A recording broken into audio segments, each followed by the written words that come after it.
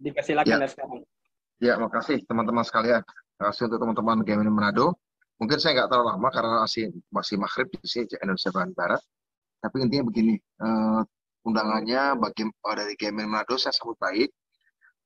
Ini adalah suatu pertanda bahwa ada kebutuhan bagi anak-anak muda dan tentu saja bukan sekedar anak-anak muda nasionalis atau khususnya lagi bukan sekedar ini menjadi concernnya anak-anak muda dari GMNI Manado, tapi ini harusnya menjadi concern kita semua. Kita tahu bahwa 100 juta anak muda sekarang tinggal di Indonesia. Mereka adalah 100 juta manusia yang punya hidup dalam sebuah periode transisi. Dan di mana-mana setiap orang, kelompok muda yang hidup dalam periode transisi itu punya rasa kegelisahan ya, terhadap realita hari ini. Mereka ingin keluar dari realita hari ini, cuma mau kemana?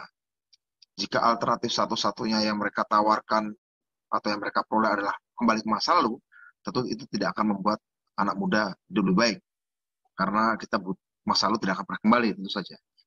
Kebutuhan untuk masa lalu, biaya, ongkos politik, ongkos sosial untuk kembali ke masa lalu akan jauh lebih banyak, jauh lebih merugikan daripada tetap tinggal di masa kini meskipun kurang ideal.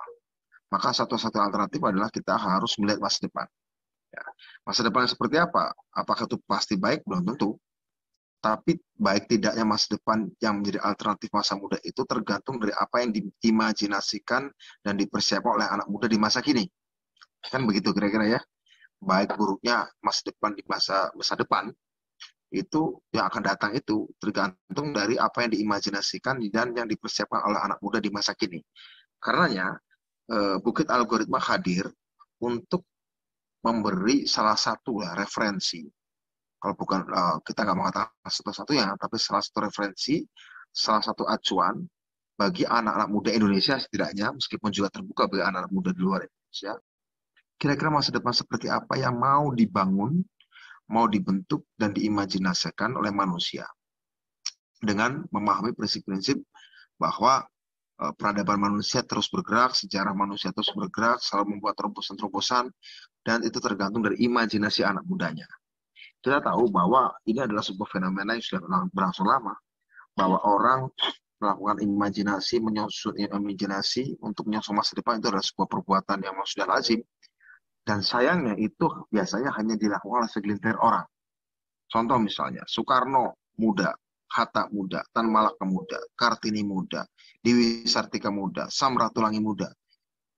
Dulu mereka nggak suka dengan kolonialisme Belanda, dengan feodalisme Jawa misalnya, patriarki Jawa misalnya seperti era Kartini.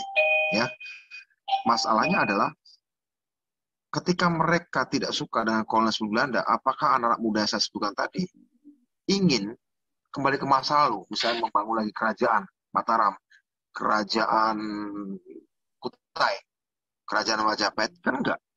Mereka memutuskan untuk menyongsong dan mengimajinasikan masa depan lewat gagasan tentang Republik Indonesia. Padahal kita tahu Republik Indonesia itu bukan gagasan yang pernah ada, bukan sesuatu yang pernah menjadi kenyataan di Nusantara. Kenyataan di Nusantara sebelum Belanda datang adalah penjajahan Portugis, adalah kesultanan, adalah kerajaan. Tapi kan mereka tidak berpikir bahwa setelah keluar dari Belanda mereka kembali masa lalu.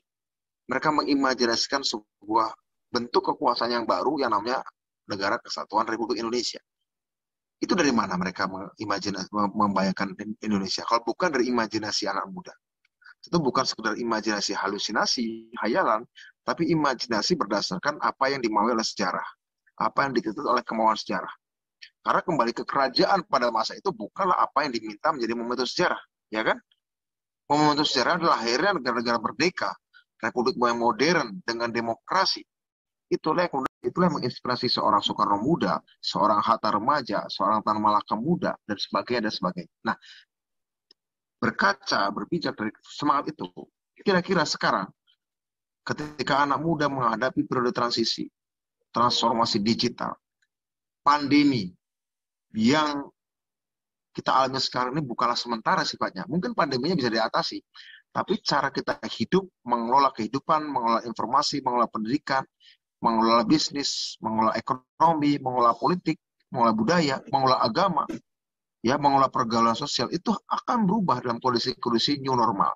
Nah, kondisi-kondisi normal ini kan hanya bisa dipahami kalau kita mengetahui satu gerak sejarah, hukum sejarah, dan mengetahui apa yang menjadi mesin pendorong perubahan-perubahan sejarah di setiap zaman. Salah satu pendorong utama dari perubahan-perubahan sejarah setiap zaman adalah ketika munculnya inovasi-inovasi. Ya, inovasi-inovasi teknologi yang berpengaruh pada inovasi politik, berpengaruh pada inovasi ekonomi, berpengaruh pada inovasi sosial, dan juga berpengaruh pada perubahan-perubahan kultural. Ya kan? Munculnya macam-macam teknologi dari masa lalu. Teknologi mesin cetak, teknologi mesin uap, teknologi listrik, teknologi komputer, teknologi jalan kereta api, teknologi pesawat, teknologi transistor, teknologi kesehatan, itu kan membawa pengaruh. Masalahnya yang membedakan inovasi teknologi pada zaman dulu dan zaman sekarang itu apa? Dulu ketika orang membuat lokomotif kereta api, orang tahu bahwa lokomotif itu ketika dibuat ya fungsinya menarik gerbong kereta api dan berjalan di atas rel. Kalau lokomotif kereta api itu dipindahkan tidak ditaruh di atas rel, tapi ditaruh di atas jalan tanah atau ditaruh di jalan aspal, ya susah berjalannya. Ya kan? Artinya mesin lokomotif hanya bisa berfungsi dengan baik, menarik gerbong kereta api, menggerakkan roda ekonomi kalau dia ditaruh di rel. Ya kan? Dan semakin tua lokomotif itu akan semakin aus mesinnya, akan semakin aus rodanya. Kira-kira begitu kalau logik teknologi pada masa lampau. Logik teknologi revolusi industri pertama, juga di revolusi industri kedua, di revolusi industri ketiga. Tapi di era revolusi industri keempat beda cara permainannya teman-teman. Di era revolusi industri keempat, semakin lama sebuah mesin diciptakan, semakin lama umur teknologi itu dipakai, mesin itu bukan semakin aus. Teknologi itu justru semakin cerdas, semakin cepat, semakin tepat, semakin akurat. Nah, ini membedakan. Ciri khas membedakan antara teknologi revolusi 4.0 dan revolusi industri pertama, revolusi industri kedua, revolusi industri ketiga adalah kalau dulu semakin lama teknologi itu dipakai akan semakin aus, semakin ketinggalan zaman. Kalau sekarang teknologi kecerdasan buatan, teknologi mesin learning atau mesin pembelajar, semakin lama semakin capek akan dipakai, akan semakin cerdas. Nah pertanyaannya, ketika manusia terus-menerus memakai ini karena semakin cerdas, dan ketika semakin dipakai makin cerdas, maka akan tiba pada satu masa, pada suatu titik, di mana teknologi itu mampu melampaui kecerdasan seluruh umat manusia. Dan menurut para ahli, itu diperkirakan akan terjadi pada tahun 2045, yaitu 24 tahun lagi, nggak terlalu lama. Dan itu bertepatan dengan 100 tahun Indonesia merdeka. Saat mesin dari artificial intelligence mampu memiliki kecerdasan yang melampaui total jumlah kecerdasan seluruh umat manusia di dunia. Nah, fenomena ini kan harus diantisipasi oleh teman-teman, ya. Dan itu fenomena yang akan terjadi secara cepat, secara eksponensial. Perkembangan bukan dari satu ke dua, dua ke tiga, tiga ke empat, itu linear. Enggak, perkembangan dari satu ke dua, dua ke empat, empat ke delapan, delapan ke 16, 16 ke 32, 32 ke 64, 64 ke 124. Bisa seperti itu. Ya, bahkan 128 misalnya. Nah, artinya teman-teman sekalian, perkembangan-perkembangan yang akan berjalan cepat ini yang harus diantisipasi anak muda seperti teman-teman ini. Ya, kira-kira sistem ekonomi, sistem sosial, sistem politik, sistem demokrasi, bisnis macam apa yang akan lahir. Nah, untuk memberikan referensi apa yang kira-kira akan terjadi di depan, teknologi dan sains apa yang akan berkembang ke depan, dalam wujud yang paling konkret, kita mendirikan Bukit Algoritma sebagai prototipe, gambaran. Ini loh, sains, ilmu pengetahuan teknologi akan mempengaruhi dan bakal menentukan banyak kehidupan masyarakat kita. Nah, kita buat Bukit Algoritma sebagai contoh hidup, ya, sebagai contoh fisik yang nyata, yang bisa dikunjungi, yang bisa didatangi, dan masuk ke sana orang bisa berinteraksi. Kira-kira begini loh kalau menyelenggarakan pendidikan di masa depan, mengetes kesehatan, mengecek kesehatan di masa depan, menjalankan bisnis di masa depan, membangun keluarga di masa depan, ya, memperpanjang umur di masa depan, mengatasi penyakit dan mengadakan operasi di masa depan, memelihara lingkungan di masa depan, perjalanan manusia ke masa depan. Nah, di situ akan digambarkan, dan itu bukan cuma surat gambaran, tapi itu bisa dipraktekkan, dan dia akan terus berkembang. Nah, kita ingin itu dibangun oleh anak-anak muda Indonesia tanpa menutup kemungkinan untuk kerjasama dengan teknologi-teknologi dari orang-orang lain. Ya, kita tidak mau isolasionis. Jadi teman-teman sekalian, Yang kita inginkan adalah dari perkembangan bukit algoritma ini akan lahir manusia-manusia mampu merumuskan masa depan dirinya sendiri dan masa depan bangsanya. Yang akan hidup di sebuah era yang para pendiri Republik kita itu sendiri belum bayangkan. Formanya seperti apa itu ada di luar semesta pemikiran barat kita sendiri, maupun pendiri Republik ini di masa lalu, maupun pendiri-pendiri agama di masa lalu, ya. Karena memang kita akan menghadapi sebuah situasi yang berbeda sama sekali. Tugas kita di Bukit Algoritma adalah bukan semata-mata menentukan akan jadi apa masa depan itu, tapi juga menyiapkan diri menghadapi skenario ketika bentuk-bentuk yang hadir di masa depan itu di luar dugaan kita. Dan kira-kira batas-batas ketidakdugaan, batas-batas surprise yang akan muncul dari masa depan itu sudah bisa kita identifikasi sejak sekarang. Kira-kira surprise yang akan muncul di mana? Saya kira seperti itu. Jadi teman-teman sekalian, sangat penting untuk memahami di sini betapa Bukit Algoritma kita bangun sebenarnya adalah untuk menyiapkan masa anak muda punya referensi terhadap masa depan, dan anak muda punya kesempatan untuk menguji masa depan dengan kecerdasannya, ide-idenya, kreasi-kreasinya, inovasi-inovasinya, imajinasi-imajinasinya yang dikembangkan dalam bentuk software, digunakan dalam bentuk hardware, seperti itu. Kira-kira begitu yang saya sampaikan. Terima kasih, teman-teman.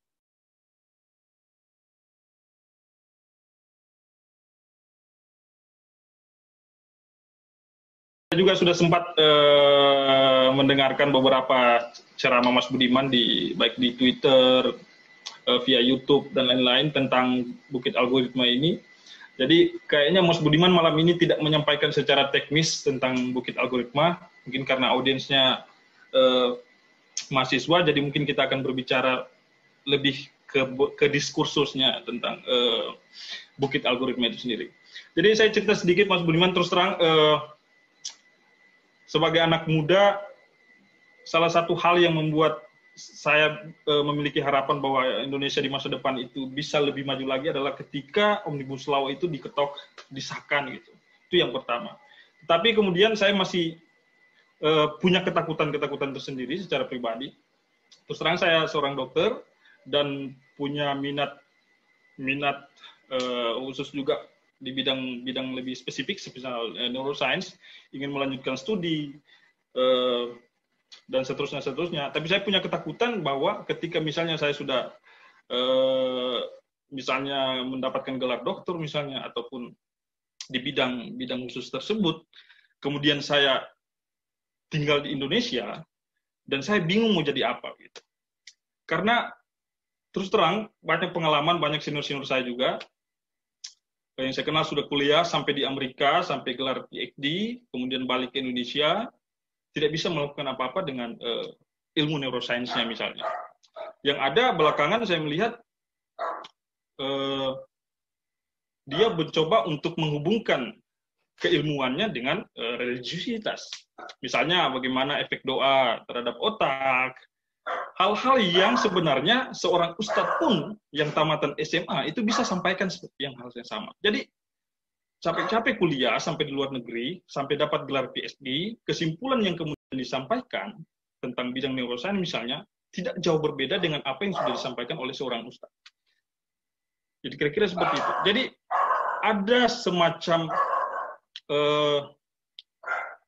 tembok yang tidak bisa ditembus di Indonesia, yang belum bisa ditembus di Indonesia ketika kita ataupun orang-orang pintar Indonesia untuk mengaplikasikan ilmu yang diperoleh entah di dalam negeri maupun di luar negeri.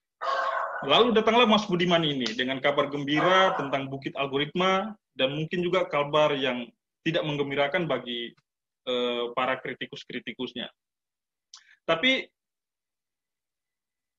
sepanjang saya mendengarkan ceramah-ceramah Mas Budiman di YouTube terkait dengan Bukit Algoritma ini, saya pikir banyak orang yang mengatakan ini sebagai gimmick. Dan menurut saya, ini memang gimmick.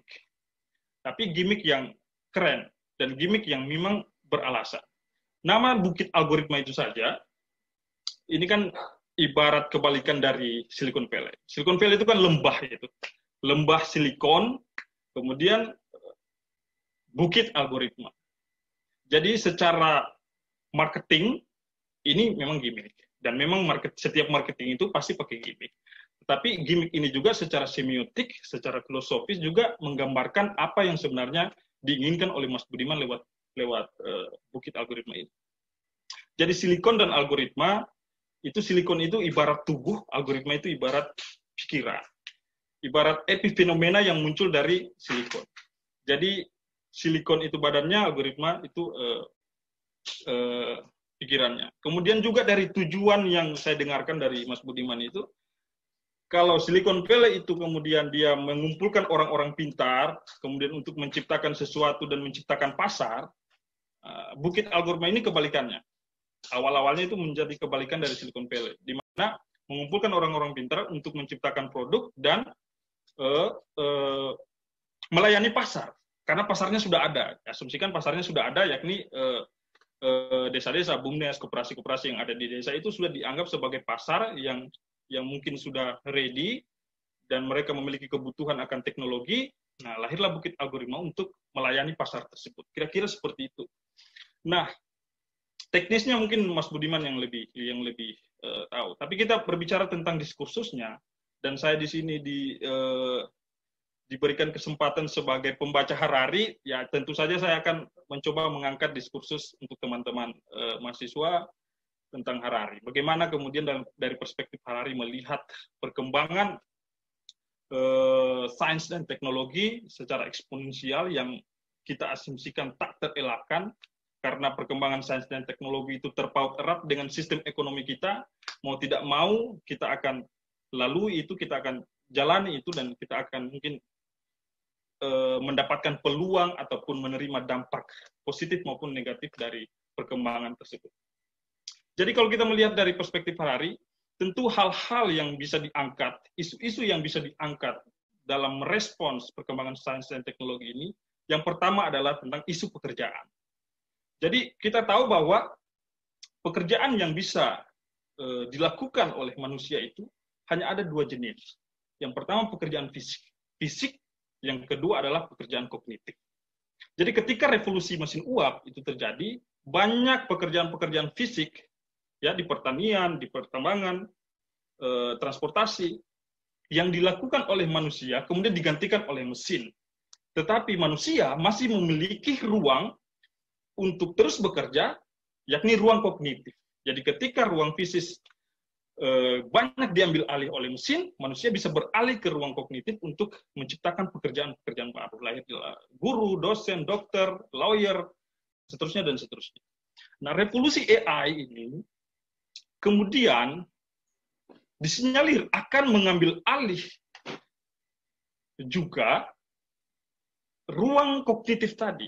Jadi bukan hanya pekerjaan fisik yang akan banyak diambil alih, lebih banyak diambil alih, tetapi juga pekerjaan kognitif, termasuk dokter, termasuk lawyer. Seperti itu. Jadi persoalan pekerjaan ini menjadi isu penting yang penting untuk diangkat ketika kita membahas tentang perkembangan sains dan teknologi, dan terutama dalam aplikasinya di Indonesia dalam pembentukan atau pembangunan bukit algoritma ini.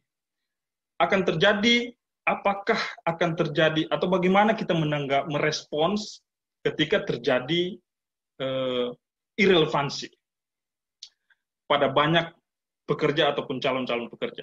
Sudah kuliah akuntan misalnya di desa-desa, kembali ke desanya untuk menjadi seorang akuntan di koperasi desanya, tetapi kemudian komputer lebih pintar menghitung ketimbang manusia.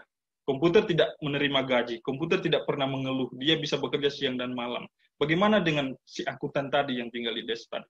Jadi ada irrelevansi nanti yang bisa terjadi. Itu yang pertama, tentang pekerjaan. Yang kedua adalah isu tentang kebebasan. Jadi kita ketahui bahwa kita sekarang berada dalam suatu sistem kepercayaan global yang mengamini kehendak bebas, mengamini keyakinan bahwa individu itu bisa mengambil keputusan, entah itu keputusan ekonomi, keputusan politik, maupun dalam seni dan seterusnya. Nah, ketika kita dibanjiri dengan algoritma, dengan mesin cerdas, dengan artificial intelligence nantinya, yang bisa mengetahui lebih baik tentang manusia, tentang diri kita sendiri, ketimbang yang kita ketahui tentang diri kita sendiri, maka akan ada terjadi pergeseran otoritas. Pergeseran otoritas dari individu manusia ke algoritma. Jadi kita hari ini akan terus bergeser, lebih percaya ke Google, lebih percaya ke Facebook, ketimbang percaya kepada orang tua kita sendiri, percaya kepada diri kita sendiri, bahkan percaya kepada pacar, kepada istri, dan seterusnya. Itu algoritma Facebook sudah bisa melakukan preferensi. Kemudian, isu yang ketiga adalah tentang isu kesetaraan. Nah, terkait dengan bukit algoritma ini, tentu saja nantinya dengan pasar-pasar yang sudah mungkin disediakan, mungkin lewat intervensi negara, bagaimana nanti BUMDes bisa bekerja sama dengan bukit algoritma, bisa mengakses bisa membeli produk-produk algoritma, maka bukit algoritma akan melakukan penambangan data. Jadi desa itu akan menjadi big data. Penambangan data ini akan membuat ketidaksetaraan atau ketimpangan dalam kepemilikan data. Ini juga isu yang diangkat oleh Harari. Apakah nanti ada klausul monopoli? Apakah bukit algoritma nanti akan memonopoli penambangan data untuk desa-desa ini? Jika itu terjadi, maka akan terjadi ketimpangan dalam kepemilikan data. Dan itu dianggap berbahaya oleh Harari. Kemudian yang keempat, terkait dengan transformasi teknologi menjadi politik. Ini juga isu yang harus kita antisipasi. Ada dua hal dalam transformasi teknologi ke politik ini yang bisa saya angkat. Yang pertama adalah tentang kediktatoran digital. Ketika kemudian penambangan data itu terjadi, kemudian bisa dikumpulkan menjadi data raksasa, kemudian dianalisis oleh artificial intelligence, bagaimana perilaku orang, apa yang dia suka makan, apa yang dia suka nonton, siapa yang dia suka menjadi pemimpin di 2024 misalnya, atau 2029, siapa yang dia suka, apa yang dia suka belanja. Ketika data-data itu kemudian dianalisis dan disalahgunakan secara politik, maka itu akan terjadi namanya kediktatoran digital. Jadi, preferensi politik kita, preferensi ekonomi kita, itu sudah bisa dilacak, sudah bisa diamati, sudah bisa dimonitoring, bahkan sudah bisa dibentuk oleh algoritma itu sendiri. Sehingga kekuasaan atau politik atau institusi politik nanti bisa menyalahgunakan data raksasa yang sudah ditambang tadi. Jadi kediktatoran digital juga menjadi isu yang penting untuk diangkat lebih lanjut tentang diskusi-diskusi tentang bukit algoritma. Kemudian yang terakhir, terkait dengan transformasi teknologi politik ini adalah isu tentang Lysenkoisme. Lysenkoisme ini asal katanya dari nama Trofim Lysenko. Ini seorang biolog di Rusia yang ketika pada tahun 1928 itu dia menolak teori seleksi alam, menolak genetika Mendel, dan dia punya teori sendiri tentang evolusi. Jadi dia berkeyakinan bahwa dia direktur Akademi Sains Agrikultur. Kira-kira kalau Mas Budiman ditambah dengan kepala BRIN, itu jabatannya sama lah dengan Lysenko, Trofim Lysenko. Jadi dia mengatakan bahwa saya bisa mengubah gandum musim semi untuk bisa tumbuh di musim kemarau ataupun di musim dingin. Nah, caranya dengan mereedukasi gandum tersebut. Jadi gandum musim semi misalnya untuk bisa agar keturunannya bisa tumbuh di musim dingin, disekolahkan di salju misalnya, ditanam di salju sampai 2-4 tahun, dan kemudian diyakini keturunannya akan tahan terhadap musim dingin. Ternyata teori itu keliru, dan dan aplikasinya keliru, sehingga dia menjadi pseudoscience. Tetapi karena teori itu cocok dengan ideologi Soviet ketika itu, ada reedukasi, orang dikirim ke gulag untuk diedukasi kembali, dan seterusnya seperti itu, maka itu ditetapkan sebagai biologi baru oleh negara, oleh Soviet saja. Nah, ini berbahaya karena ternyata apa yang dilakukan oleh Trofim Lysenko itu berandil dalam keruntuhan ekonomi Soviet. Karena gandumnya tidak berhasil, proyek agrikulturnya tidak berhasil. Nah, apa hubungannya dengan konteks pembicaraan Bukit Algoritma ini? Jadi belakangan ini ada kecenderungan Lysenkois di negara kita.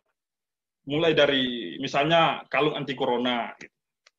Tidak berbasis sains, pseudoscience, tetapi disuarakan oleh otoritas politik, maka itu bisa menjadi berbahaya ketika tidak dibendung. Kemudian juga vaksin Nusantara, tidak melalui riset, tidak melalui peer review, bagaimana kemudian hasil sebuah kajian dan analisis ilmiah dan penelitian ilmiah tidak dipublikasikan di jurnal, melainkan dipublikasikan lewat konferensi pers dengan menggunakan otoritas politik. Ini kan sebenarnya pelecehan terhadap sains.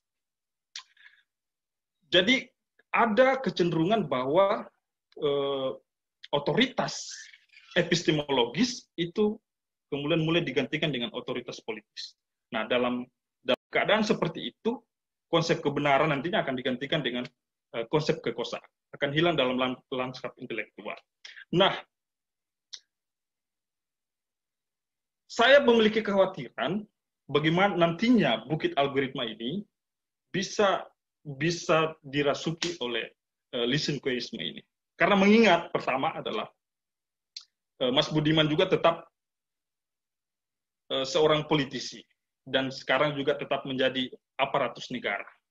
Bagaimana nantinya kemudian mengatur hal-hal terkait dengan Bukit Algoritma yang seharusnya bisa menjadi swasta yang berkolaborasi dengan negara, bisa terhindar dari bagaimana negara kemudian menggunakan itu untuk kemudian mengaplikasikan kecenderungan ideologisnya.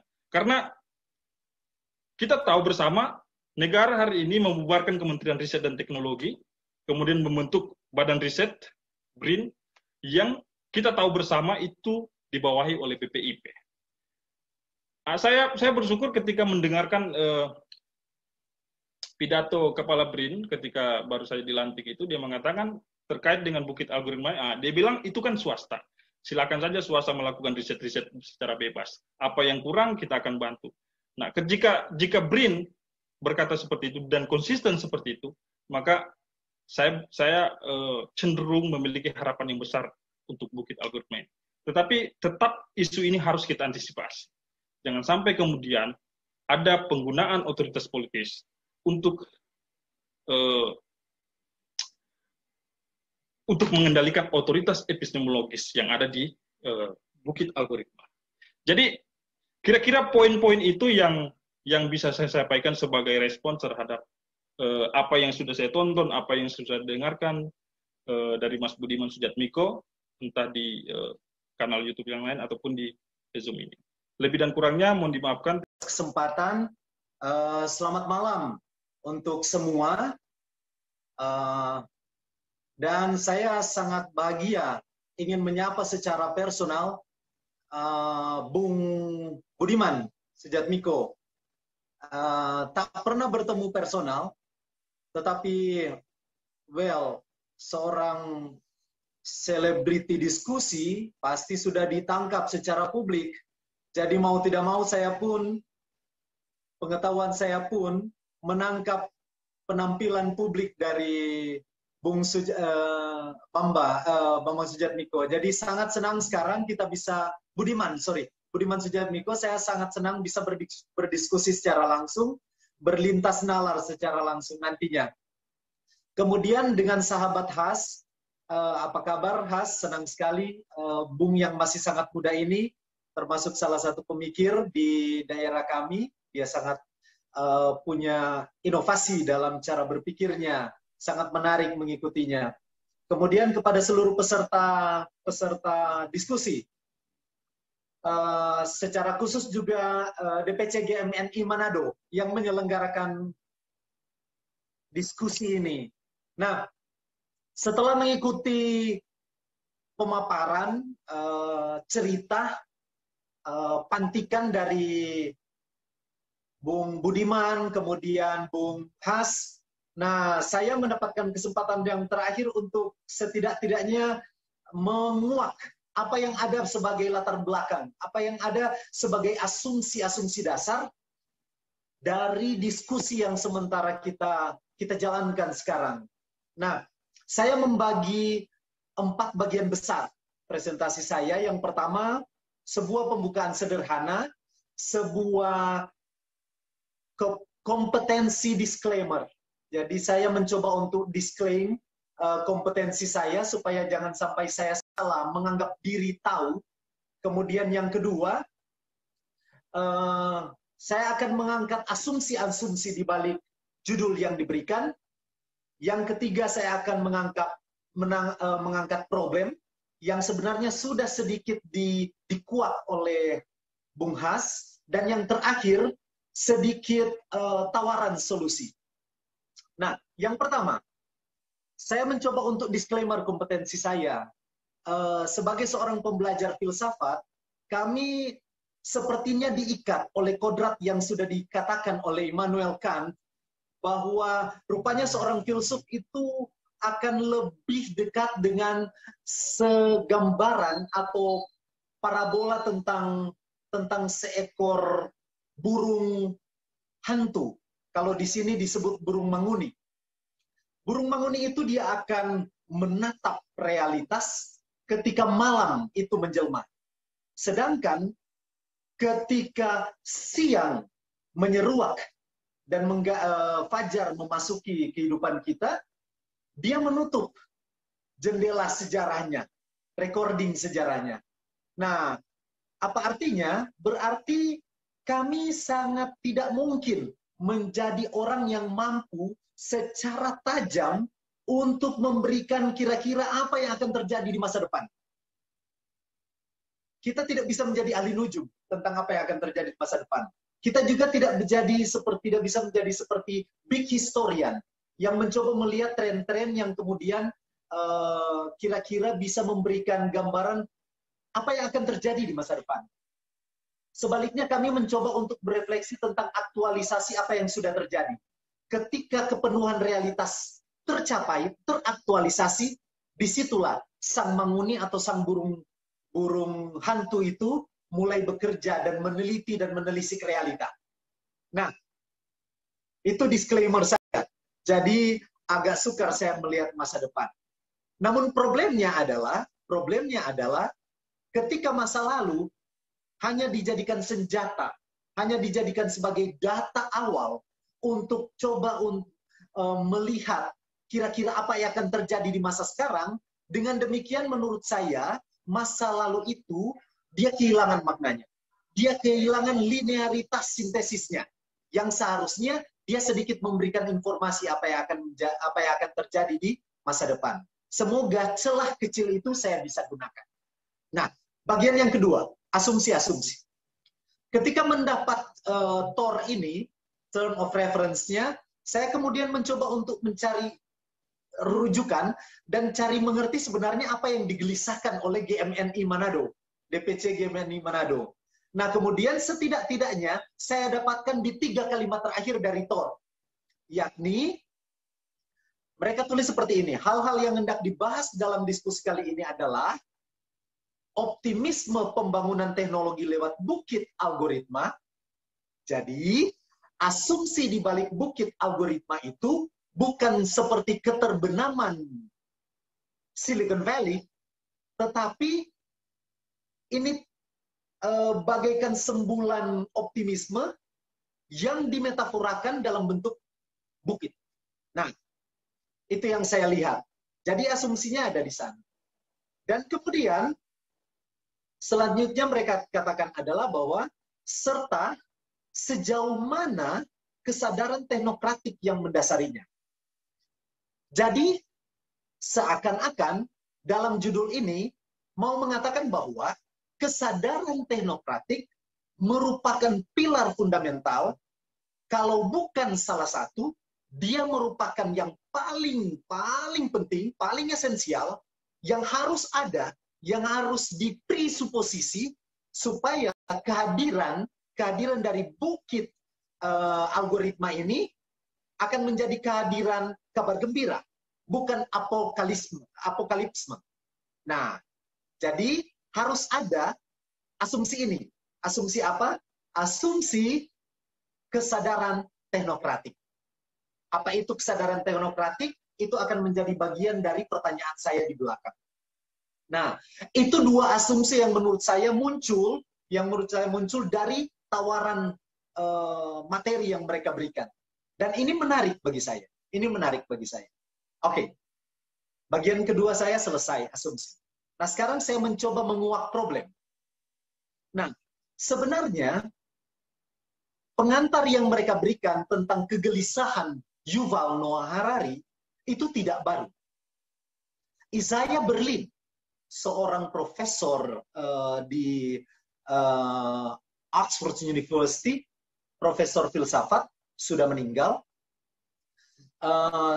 Dia merupakan seorang pemikir atau sejarawan perkembangan pemikiran dunia. Dia terkenal di bidang itu. Kemudian, dia merupakan salah satu liberalis hardcore liberalis. Sangat-sangat kuat untuk menjaga kebebasan, freedom, dalam arti sebesar-besarnya, dalam arti yang dia sebut sebagai arti negative freedom. Bahwa ranah privat yang terbentuk lewat batasan-batasan dan definisi-definisi yang jelas, itu tak boleh diintervensi. Nah, jadi ketika dia bicara tentang freedom, itu bagaikan sebuah nubuat untuk mengatakan bahwa yang harus dijunjung tinggi adalah kebebasan individual.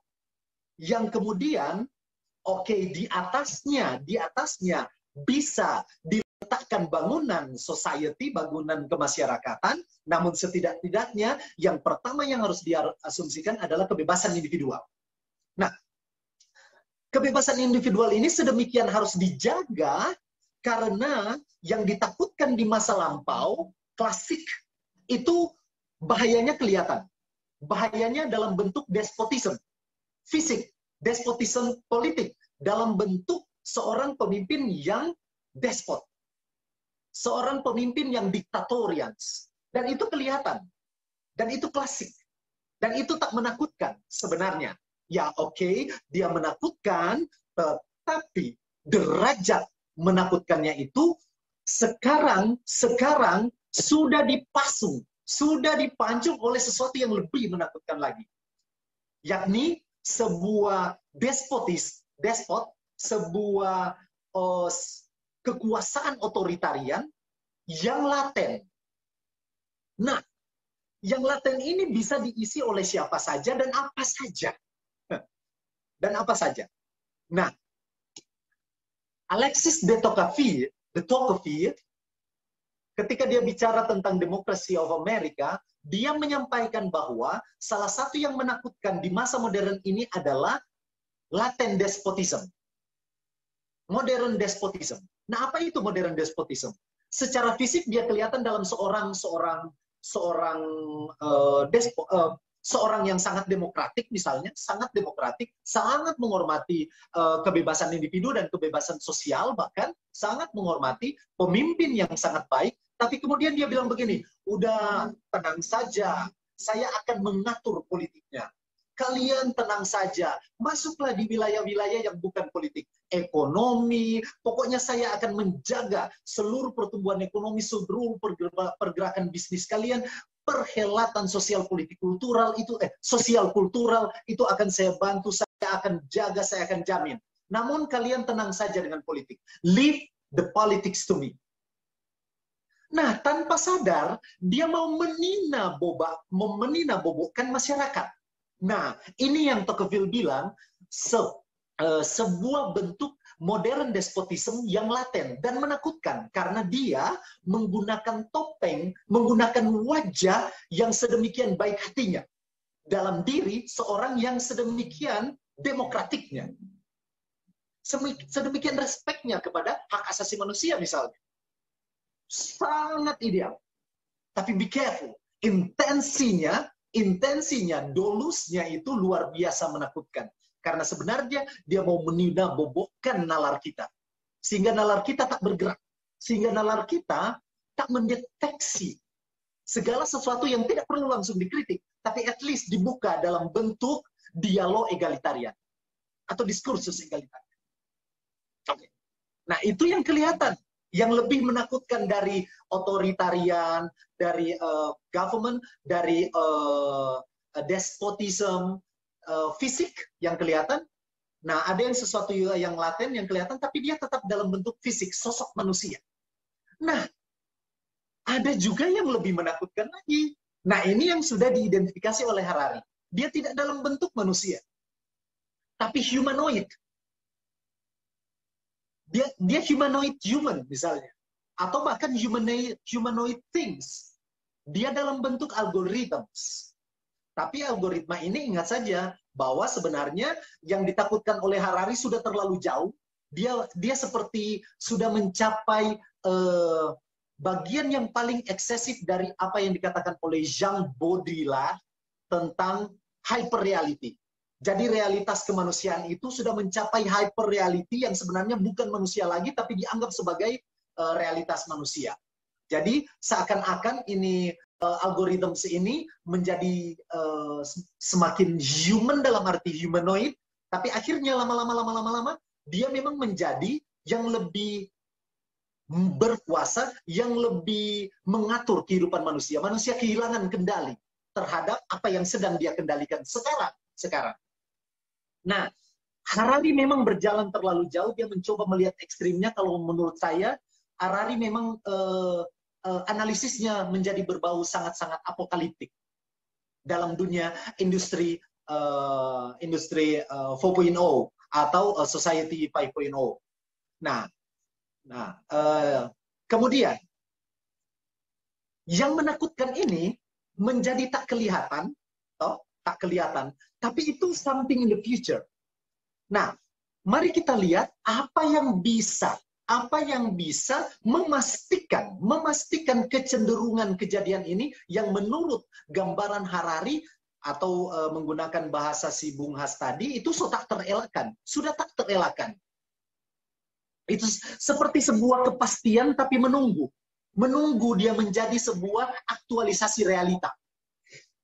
Nah, ketika dia menunggu tapi sedemikian pastinya dia sehingga kekuatan mengancamnya, kekuatan memberikan terornya sedemikian besar bagi manusia-manusia yang menyadari atau bahkan terjatuh pada memang data-data yang sudah terlalu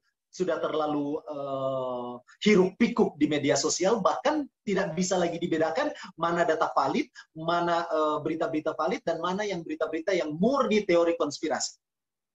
Nah, bagi saya ini memang salah satu yang ditakutkan sebenarnya bukan hanya oleh seorang Yuval Noah Harari yang menurut saya dia membawa semangat libertarian, semangat liberal, demokrasi liberal yang mencoba untuk menjaga demokrasi, yang menjaga demokrasi itu hanya instrumen, sarana untuk mencapai apa? Untuk mencapai penjagaan dan pelestarian, pengekalan kebebasan individu. Nah, jadi jangan sampai individu itu bisa disusupi oleh kekuatan-kekuatan yang bahkan dia tidak sadar. Nah, saya tambah ketakutan dari Harari. Saya tambah ketakutan dari Harari yang mungkin terjadi. Yakni apa? Yang diperjuangkan oleh Isaiah Berlin. Yang diperjuangkan oleh Isaiah Berlin adalah ketika dia keras mengkritik pemikir-pemikir yang dia bilang sebagai musuh dari kebebasan yang dia angkat, yakni misalnya Helvetius, Jean-Jacques Rousseau, kemudian Saint-Simon, Maistre. Nah, itu dalam bukunya Freedom and its Betrayal, freedom atau kebebasan dan pengkhianatnya. Nah, pengkhianatan ini sebenarnya merupakan refleksi filsafati terhadap apa yang terjadi di abad ke-18, abad ke-19, dan ternyata masih sangat relevan di abad ke-20 dan 21. Apa itu? Ada sebuah kecenderungan untuk mengalogaritmakan seluruhnya. Apa yang dimaksud dengan itu? Apa yang dimaksud dengan mengalgoritmakan segalanya? Mengalgoritmakan bahkan seluruh birokrasi, pelaksanaan politik, dan lain-lain. Ini yang dia maksud. Jadi asumsi yang dipegang oleh para pengkhianat kebebasan menurut Isaiah Berlin, termasuk di sana adalah Helvetius dan Rousseau, Saint-Simon, adalah apa? Karena mereka mengasumsikan bahwa ilmu yang eksak itu dan penentu kebenaran itu adalah prosedur-prosedur yang sangat saintifik ini. Kemudian prosedur-prosedur ini diparalelkan dengan tuntutan-tuntutan yang sedikit abstrak dan humanis. Termasuk di sana politik, sosial. Nah, semua ini, politik dan sosial ini, kemudian coba dirigidkan supaya penemuan kebenaran dalam dunia sosial, dalam dunia politik menjadi sedemikian pastinya sehingga tak terelakkan, sehingga tak terbantahkan. Nah, ini semangat yang terjadi di abad ke-18, kita masih ingat zaman Enlightenment. Beranilah berpikir menurut Immanuel Kant. Karena sepertinya ada sebuah reduksi yang sangat sedemikian besarnya terhadap operasi nalar, sehingga segala-galanya dipercayakan kepada seluruh operasi nalar. Sehingga elemen-elemen tertentu dari kemanusiaan direduksi atau diminimalisir. Nah, sebenarnya yang terjadi adalah asumsi-asumsi yang sudah dijelaskan oleh Isaiah Berlin tadi. Jadi ketika kita masuk ke dalam dunia sekarang, seakan-akan segalanya bisa dijawab dengan prosedur saintifik. Sehingga dunia kita menjadi dalam bahasa Charles Taylor itu bahasa disenchanted world.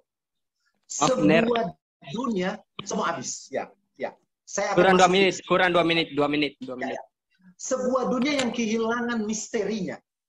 Nah, ini semua problem-problem yang kemudian kita bisa nalar bersama, kita bisa diskusikan bersama. Apakah bukit algoritma menuju ke sana? Nah, asumsi-asumsi tersebut yang saya sebutkan tadi, misalnya nalar yang seperti apa, nalar yang direduksi pada pendekatan prosedur ilmiah saja, itulah yang akan mengantar kita ke sana. Nah, bab yang keempat, bagian yang keempat adalah solusi. Menurut saya, yang harus kita rekonstruksi, karena menurut saya, algoritma ini termasuk bukan sebuah kemendesakan, tapi bagi saya adalah sebuah ketakterelakan juga. Karena kita tetap senantiasa berubah. Dan ingat, perubahan kita semakin cepat. Seperti yang dikatakan oleh Bung Budiman tadi. Kelipatannya bukan linear lagi 1, 2, 3. Tapi 1, 2, 4, 8, dan seterusnya. Sigmund Bauman sudah mengatakan bahwa kita senantiasa bergerak. Dan pergerakan ini makin cepat. Contoh ketika kita melihat generasi berdasarkan ilmu demografi. Pertama kelipatannya 20 tahun. Tapi semakin dekat sampai di generasi Z, itu kita sudah 10 tahun. Perkembangan industri ini juga, revolusi industri, semakin sempit dia punya rentang waktu. Itu mau mengatakan bahwa perkembangan semakin cepat. Jadi, apa yang seharusnya kita jaga? Yang harus kita jaga adalah apa? Pemahaman kita tentang nalar. Jangan pernah kita memahami nalar hanya sempit dari sudut pandang yang sedemikian rigid melalui prosedur-prosedur ilmiah. Dan percaya bahwa kebenaran hanya bisa ditempuh melalui prosedur ini. Kita harus membuka pemahaman nalar kita kepada pemahaman kita tentang nalar kepada sebuah bentuk nalar yang lebih komprehensif. Nalar yang komunikatif. Nalar yang membuka diskursus. Tapi diskursus yang bukan emosional, bukan otoritarian, tetapi diskursus yang egalitarian, yang murni berbasis nalar yang inosen. Nalar yang benar-benar mencari tanpa pretensi. Mencari kebenaran. Nah, ini yang akan menjaga perkembangan kita, atau duet kita yang tak terelakkan dengan teknologi akan menjadi duet dan sintesis yang indah. Mirip Hegelian sintesis. Tapi jika kita terjatuh pada memahami nalar, hanya nalar sempit saja, seperti yang dikatakan oleh Jürgen Habermas, misalnya, Zweck Rationalität, pemahaman yang atau nalar yang sedemikian rigidnya, bagaikan sebuah jeruji besi. Nah, jika kita terjerembab di sana, maka dengan demikian yang ditakutkan oleh Harari bisa terjadi. Tapi menurut saya, kita perlu mencerdaskan bangsa kita untuk benar-benar menggunakan nalar yang diskursif. Nalar yang membuka dialog sebesar-besarnya. Itu solusi saya. Terima kasih. Tanggapi balik ya kira-kira ya. Iya. Ya, terima kasih Jericho, terima kasih untuk Ahas, terima kasih untuk Khaled yang sudah memberikan tanggapan komprehensif, dan saya senang bahwa dari berbagai diskusi tentang bukit algoritma yang saya jalani maupun berbagai macam wawancara yang sudah saya jalani sejak di launchingnya bukit algoritma, ini saya melihat bahwa forum yang diadakan oleh DPC GMNI Manado ini adalah forum yang very philosophical, sangat filosofis, sangat kontemplatif. Tadi Kak Has berbicara lebih pada aspek sosiologi politik, dan kalau Bung Valen berbicara dari aspek filosofi dan isu-isu peradaban tentang isu kebebasan menghadapi semua kuasa di luar individu manusia yang kita alami, for the sake of liberty, untuk demi kebebasan manusia. Begini teman-teman,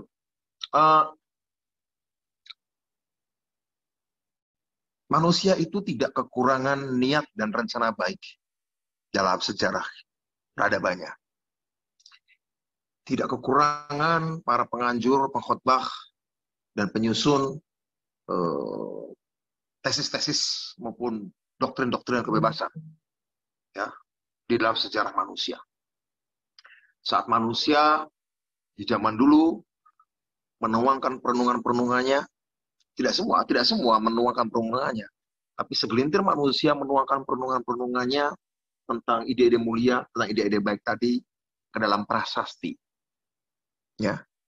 Entah dituliskan dalam prasasti di kerajaan-kerajaan Nusantara, maupun dituangkan dalam hukum Hammurabi misalnya, di dalam menara-menara di zaman Hammurabi, tentang hukum Hammurabi, maupun kalau dalam kisah Yahudi, bagaimana Nabi Musa ya di Perjanjian Lama menuangkan ide-ide kebaikan, hidup baik, yang dituangkan, diukir dalam loh batu, ya kira-kira begitu, dalam tablet yang disebut sebagai 10 perintah Tuhan yang diukirkan di Gunung Sinai.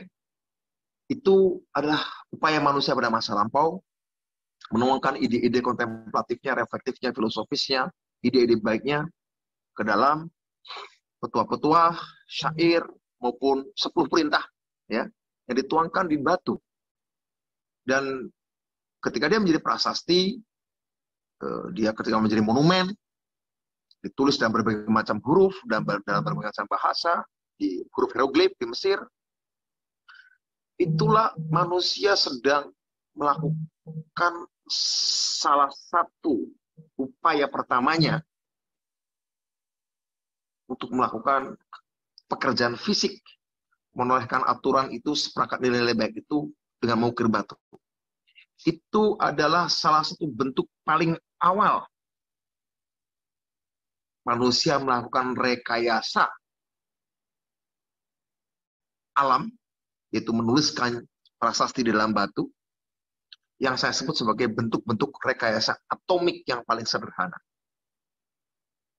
Jadi manusia sudah melakukan proses rekayasa atomik sederhana dan menuliskan dalam batu, dan pesan yang disampaikannya di batu entah perintah untuk tidak membunuh, perintah untuk menaati hukum, perintah untuk mengasihi sama, ya, itu sebagai cara untuk mengubah persepsi manusia yang membaca pesan di daun lontar atau tablet batu itu, agar diharapkan manusia yang membacanya hidup di dalam nilai-nilai kebaikan. Dan itu adalah upaya yang harus dihargai sebagai upaya manusia untuk melihat bahwa ada hidup lain selain individualisme, ada hidup lain selain memuaskan kesenangan diri, yaitu hidup bersama yang lebih baik.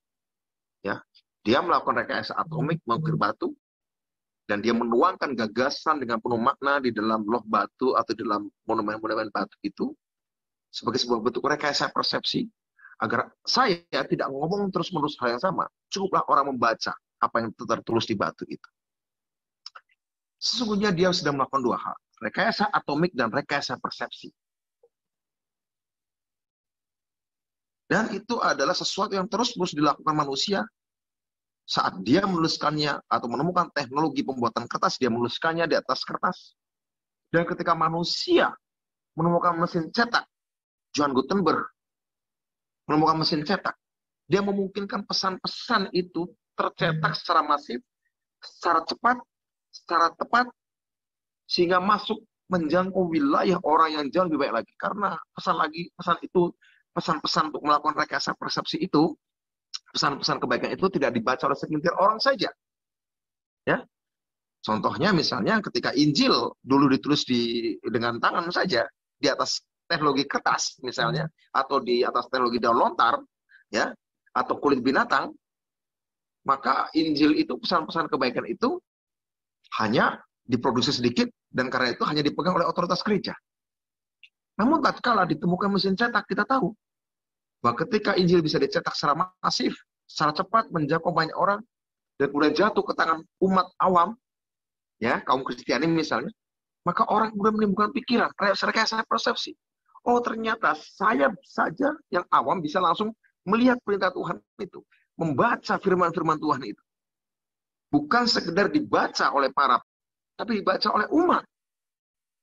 Dan kita tahu, akibat dari perubahan itu, agama Kristiani mengalami skisma atau perpecahan besar. Tatkala orang mulai menolak otoritas hierarki gereja Katolik misalnya. Dan itulah yang mendorong, ya, mempercepat kelahiran dari Protestanisme. Jadi Protestanisme, selain bahwa itu adalah ajaran kritik dari Martin Luther, ya, dia juga dimungkinkan menjadi sebuah gerakan yang besar yang bahkan berhasil membelah gereja Katolik menjadi gerakan gereja Protestanisme.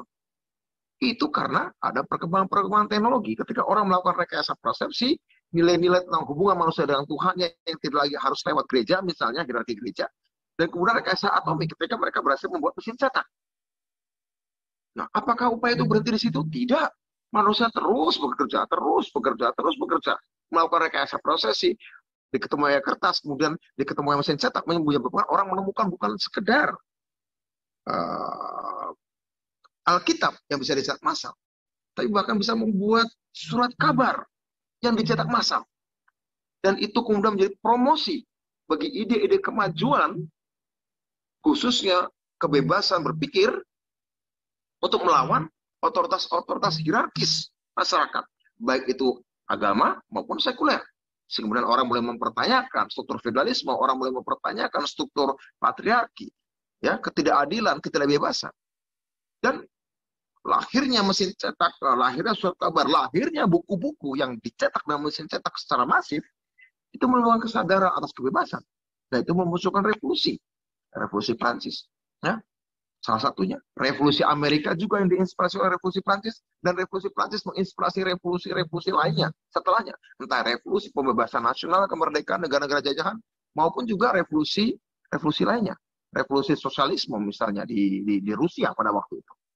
Ya, jadi selalu ada hubungannya bahwa apakah suatu ide itu mempengaruhi kesadaran orang dengan rekayasa persepsi dengan cara melakukan rekayasa atomik, pencetakan buku misalnya dalam jumlah masif, rekayasa atomik dalam jumlah masif, kertas putih biasa kemudian tiba-tiba punya makna.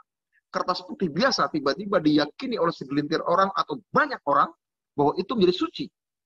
Ya, bahwa ini adalah kata-kata Tuhan, nggak boleh dicampakkan. Apa misalnya bedanya kertas buku novel yang kamu pegang dengan kertas yang mencetak Al-Quran? Tapi ketika ada rekayasa persepsi diletakkan dalam kalimat yang berbeda, sama-sama rekayasa atomik, sama-sama dicetak, tapi ketika dituangkan dengan kalimat berbeda, sebagian orang dalam jumlah besar akan melihat maknanya menjadi berbeda. Itulah bentuk rekayasa persepsi yang menunggangi rekayasa atomik, misalnya seperti itu. Dan itu bukan satu-satunya kejadian yang dialami manusia. Sampai hari ini pun begitu. Cuma hari ini, karena perkembangan matematika, ya, perkembangan manajemen modern, perkembangan atas ilmu-ilmu kompleksiti sosial. Permisi Mas, maaf, Ya. kurang 2 menit. Ya. Itu kemudian orang menyadari bahwa ada satu keteraturan, ada regularitas dari pola interaksi dan pola berpikir manusia. Regularitas, keteraturan, dan prosedur-prosedur untuk mengatasi masalah itulah yang disebut algoritma. Dan ketika perkembangan ilmu pengetahuan, fisika, ilmu komputer yang didorong oleh matematika, perkembangan atas ilmu atom rekayasa terhadap silikon misalnya, menyebabkan proses itu tidak berhenti di kertas, tapi berhenti di layar monitor. Atau sekarang tiba di layar monitor yang kamu pegang semua, kita pegang semua. Sehingga kemudian saya bisa berkomunikasi di Manado, dan kemudian besok pagi tanpa saya harus naik tiket pesawat, saya bisa berkomunikasi dengan yang ada di Bandung, dengan ada yang di Jogja, dengan yang ada di Amsterdam, dengan ada di New York, dengan ada di Cambridge, dengan ada di Silicon Valley di Amerika. Karena perkembangan rekayasa atomik ditimpa dengan rekayasa persepsi, dan rekayasa persepsi itu lahir dari proses pencerahan tadi, menyebabkan orang belajar, ada regularitas. Bahwa niat baik dari dulu ada. Tapi apa yang menyebabkan selalu saja ada persoalan sosial? Karena orang lebih banyak membawa niat baik itu berdasarkan asumsi-asumsi subjektif. Perkembangan ilmu statistik, perkembangan ilmu komputer, perkembangan ilmu matematik, perkembangan ilmu fisika, menyebabkan kita sadar, orang harus mengurangi subjektivitasnya dalam bersikap dan mengambil keputusan. Kalau itu hanya individu saja, nggak masalah. Tapi bagaimana jika individu itu menjadi penguasa? Kalau dia kemudian melakukan kebijakan-kebijakan subjektif tanpa data, dan data itu tidak diakurasi terus-menerus, tidak diupdate terus-menerus, tidak diverifikasi terus-menerus, akan subjektif juga. Waktunya sudah habis, Mas. Dan teknologi itu untuk memverifikasinya, untuk memanfaatkan sosial, itulah algoritma. Jadi permasalahannya adalah, Oh, Mas, waktunya sudah habis. apakah kita akan menolak algoritma sebagai sebuah hukum alam, hukum berpikir? Itu kita harus diskusikan. Sekarang seperti itu. Ya. Ada Kahas. Di sini apakah dalam tahap lanjutan perkembangan teknologi, manusia bisa diintervensi oleh algoritma? Mungkin kira-kira itu dapat saya catat. Disilakan, Kahas. Ya, saya sudah tangkap tadi pertanyaannya. Jadi 5 menit ya, Kahas. 5 menit. ya, jadi memang para saintis sekarang itu sudah banyak kemudian mendefinisikan pikiran, intuisi manusiawi itu yang kita bangga-banggakan, yang kita agung-agungkan itu sebenarnya mirip dengan pola-pola algoritma. Jadi memang pemikiran-pemikiran seperti ini, metafora, nalar perasaan itu sebagai algoritma itu memang jauh sebelumnya sudah disuarakan oleh para seniman-seniman maupun ilmuwan-ilmuwan. Di era Shakespeare saja, dia mengatakan bahwa hidup adalah panggung sandiwara. Jadi ada aktornya. Jadi kita hanya aktor yang melakoni suatu peran yang sudah diatur oleh sutradara. Itu Shakespeare sudah mengatakan seperti itu. Kemudian di era Newton, orang-orang meyakini bahwa hidup itu atau dunia itu seperti jam mekanis. Kemudian di era abad 21 sekarang, dia mengatakan bahwa ya hidup itu seperti algoritmis. Jadi ada hubungan dialektis antara apa yang diciptakan oleh manusia dengan apa yang kemudian dipikirkan, apa yang kemudian dia pikirkan tentang bagaimana manusia itu hidup. Jadi ketika orang menciptakan seniman, seniman berkata bahwa hidup seperti panggung teater. Kemudian ketika fisikawan menciptakan alat-alat baru, hidup dilihat seolah-olah seperti fisika, kemudian ketika komputer tercipta, hidup dilihat lagi sebagai komputer. Jadi seolah-olah, dan memang keyakinan sains hari ini mengatakan bahwa kehendak bebas itu hanya delusi, tidak ada namanya kehendak bebas. Jadi akan tetapi ketika kita kehilangan kehendak bebas, itu akan menyebabkan jaringan kerjasama manusia yang tadinya diikat oleh keyakinan yang sama, itu akan menjadi berantakan, akan menjadi anjlok lebur. Jadi sebelum abad 18 kita memiliki keyakinan bahwa segala sesuatunya ini yang membuat hidup bermakna ini adalah ada kekuatan ilahi. Makanya kita diperintahkan untuk dengarkan kata Tuhanmu. Listen to your God. Makanya dalam agama-agama itu yang membuat hidup bermakna itu adalah narasinya. Dari mana kita berasal, apa yang harus kita lakukan, kemudian kemana tujuan kita, itu yang membuat hidup bermakna. Jadi ada aktivitas bertujuan. Kita mengenali asal kita dan ada aktivitas bertujuan, itu yang membuat hidup kita bermakna. Nanti kemudian pada abad ke-18, listen to your God tadi mengalami pergeseran. Ada authoritative lagi. Dari otoritas Tuhan ke otoritas individu.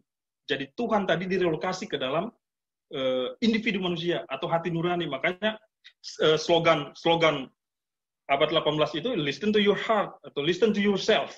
Dengarkan kata hatimu, berani berpikir sendiri. Jadi keyakinan-keyakinan itu bergeser. Nah, sekarang keyakinan itu akan mengalami pergeseran lagi. Dari listen to your God, listen to yourself, menuju listen to Google misalnya, atau listen to algoritma. Jadi ada pergeseran otoritas. Nah, masalahnya adalah keyakinan yang kita pegang sampai hari ini, yakni keyakinan pada kehendak bebas yang membuat hidup kita bermakna itu, belum memiliki alternatif yang bisa membuat manusia itu tetap manusiawi. Ketika kemudian keyakinan terhadap kehendak bebas itu digantikan dengan keyakinan pada level yang lebih lanjut, misalnya digantikan dengan keyakinan kepada algoritma, maka otomatis manusia akan kehilangan makna hidupnya seiring dengan kehilangan kehendak bebasnya tadi. Memang ada beberapa solusi. Intinya adalah secara psikologis yang membuat hidup manusia itu bisa tetap bermakna adalah adanya aktivitas bertujuan. Salah satu aktivitas bertujuan itu adalah kerja, pekerjaan. Orang bekerja untuk menafkahi keluarga, ada tujuan. Sehingga itu yang membuat hidupnya bermakna. Kurang 1 menit, Kak.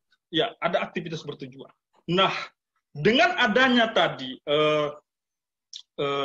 terancamnya pekerjaan tadi, terutama pekerjaan fisik dan pekerjaan kognitif, dan kita tidak punya alternatif pekerjaan di luar dua bidang tadi, maka makna hidup manusia juga akan menjadi terancam. Manusia tidak lagi bernilai secara ekonomi, bahkan manusia tidak lagi bernilai secara politik. Nah, kita harus mencari lagi ruang untuk mengisi makna hidup kita. Nah, itu yang harus dipikirkan. Seperti itu, kira-kira. Pertanyaan Taufik yang ditujukan kepada Ner tentang apakah manusia masih memiliki makna hidup dalam transformasi teknologi? Langsung saja dijawab, Ner. Waktu 5 menit dari sekarang. Oke, terima kasih. Selamat malam lagi. Terima kasih atas pertanyaan yang memantik nalar bergerak dan berdinamika, Taufik. Saya mengikuti penjelasan mulai dari Bung Budiman dan Has. Dan saya pikir tidak mungkin saya melepaskan konteks dari apa yang sudah dikatakan oleh Bung Budiman dan Bung Has. Nah, saya bersimpati sebenarnya, sangat bersimpati dengan deklarasi dengan prolegomena kehadiran bukit algoritma ini setelah dijelaskan sedikit-sedikit filosofinya oleh Bung Budiman tadi ketika dia mencoba untuk counter menjelaskan apa yang kami jelaskan tadi. Nah, nada dasar saya sebenarnya masih sangat-sangat bukan pesimistik, tapi berada di antara pesimis dan optimistik. Maksudnya saya melepaskan kemungkinan itu pada kemungkinan yang akan terjadi. Sehingga yang bisa saya katakan adalah asumsi-asumsi apa yang harus kita hadirkan supaya kita menjamin bahwa kita tidak terjerembab, melainkan kita menggunakan itu sebagai sebuah kabar gembira. Itu asumsi saya. Sehingga saya sebenarnya sangat-sangat bersimpati, terutama ketika dijelaskan oleh Bung Budiman tadi. Sehingga gambaran saya seperti apa yang dijelaskan oleh William Desmond, salah satu profesor saya, tentang apa yang dia ambil dari satu kata Yunani, metaxu. Jadi bagi saya, bukit algoritma ini, saya tidak lihat masalah algoritmanya, serius. Saya ketika dijelaskan tadi, saya malah melihat yang membuat saya simpati adalah apa?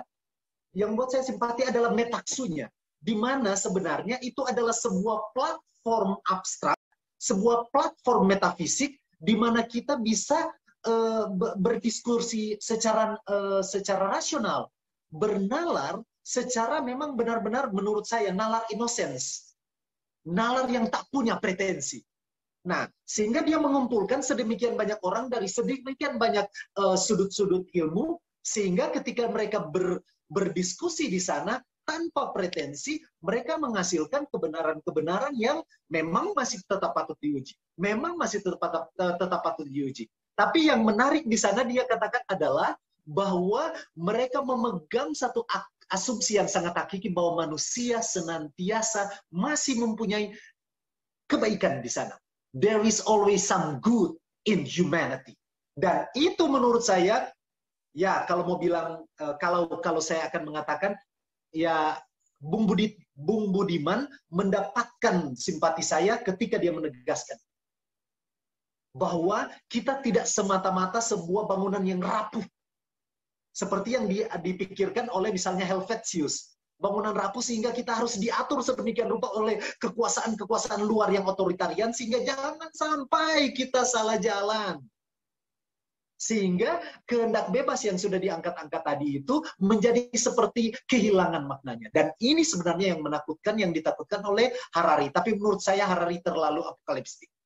Karena apa? Bagi dia, yang menakutkan dari kehendak bebas adalah apa? Orang berpikir ketika ada hantaman otoritas elektronik itu, otoritas algoritma itu, ketika orang berpikir bahwa dia sedang memberikan keputusan berdasarkan liberum arbitriumnya, kebebasan berdasarkan kehendak bebasnya, mengambil keputusan berdasarkan kehendak bebasnya, tadi diungkap tentang hati nurani, tapi ternyata hati nuraninya itu tainted, ternodai tanpa dia sadar. Jadi dia innocent lagi, tanpa dia disadar oleh apa? Oleh permainan algoritma yang sudah mengatur kecenderungan angin, nalarnya mau kemana. Dan itu pengkhianatan. Dan itu memang menakutkan, tapi menurut saya itu mencemaskan. Tapi menurut saya itu kan apa yang, itu masih up for grabs, itu apapun yang akan terjadi. Tapi yang harus kita bangun adalah itu, bangunan asumsi-asumsi ini. Nah, saya masuk ke asumsi yang pertama. Mengapa saya masih tetap positif dengan bangunan bukit algoritma tadi? Saya sangat simpati karena apa? Pemaknaan manusia bukan cuma sekedar apa yang bisa diketahui secara algoritma. Kita terlalu menyempitkan manusia, terlalu pesimistik kita dengan kedalaman dan misteri kemanusiaan. Sehingga menurut saya asumsi yang pertama bukan masalah algoritma menguasai kita, tapi know thyself itu. Jadi sebelum kita masuk ke dalam dunia teknologi dan lain-lain, sebenarnya yang harus kita kuatkan adalah know thyself. Bagaimana kapasitas rasional kita. Kemudian menurut Immanuel Kant, ini yang penting sebenarnya. Categorical imperative definisi yang kedua. Teknologi dalam bentuk apapun, komputerisasi dalam bentuk apapun, hakikatnya adalah instrumental. Dia bukan tujuan pada dirinya sendiri. It is not the end for itself. Tidak. Dia adalah sarana untuk mencapai tujuan yang lebih besar, yakni becoming more human. Kemakmuran manusia, human flourishing, apapun definisinya. Tapi membuat manusia menjadi lebih baik. Itu tujuan. Dan dia ini engineering ini, telekomunikasi dan semua wajahnya ini itu hanya instrumen dan dia harus diletakkan pada hakikatnya untuk menjaga asumsi-asumsi ini untuk menjaga arah dari bukit algoritma ini untuk tetap sampai nantinya harapannya sampai pada itu dia.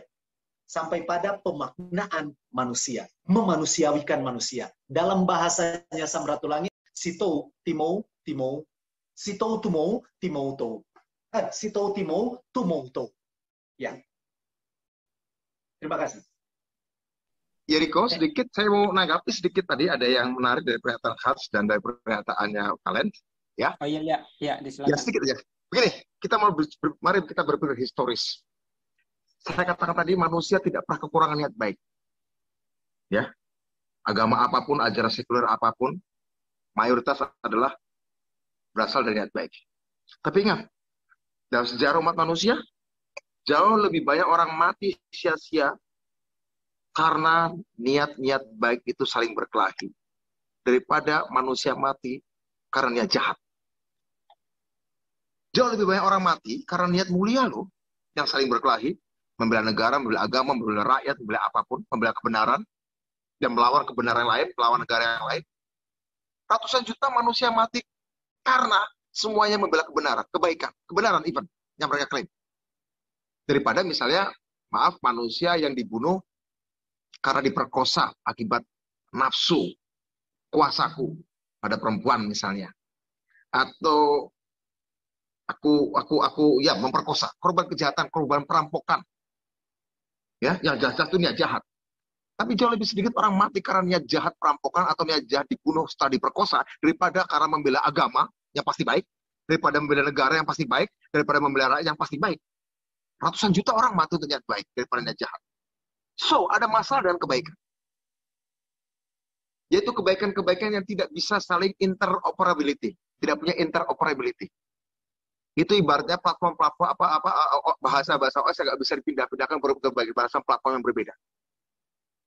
Kita harus mencari interoperability goodness, kebaikan yang bisa saling dioperasikan di berbagai macam platform. Ilmu pengetahuan menyediakan itu namanya data, itu namanya matematika. Algoritma adalah matematika yang dimesinkan untuk operatif. Satu. Jadi kebaikan yang diajarkan itu sebenarnya adalah selubung bagi perbuatan-perbuatan jahat atas nama niat baik dan mulia. Satu. So, data. Untuk interoperability goodness. Kedua, kalau manusia tidak bekerja, menjawab khas tadi, apakah ada mana manusia? Ada. Universal love. Universal love itu melampaui algoritma.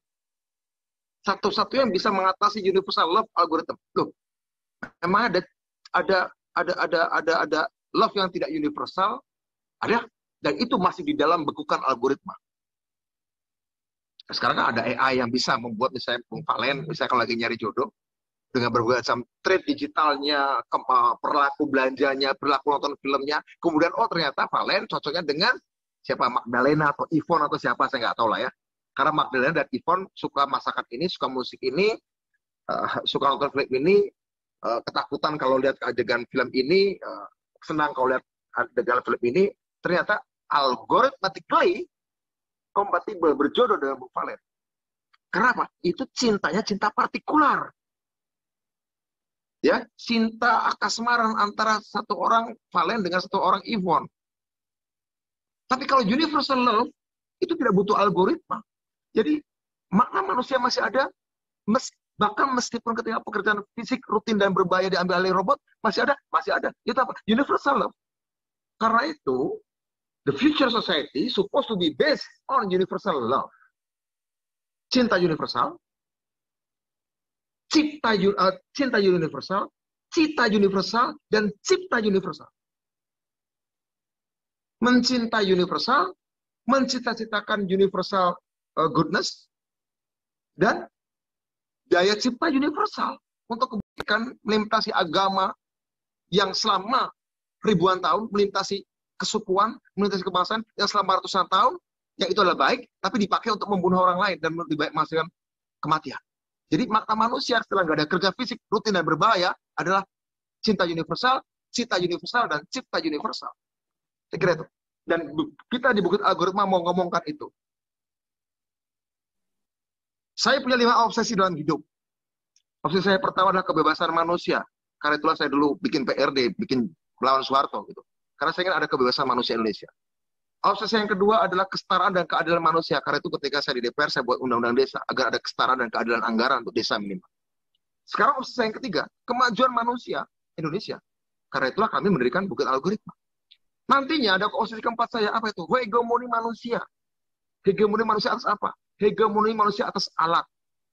Manusia harus tetap memperalat alat. Secerdas apapun alat itu.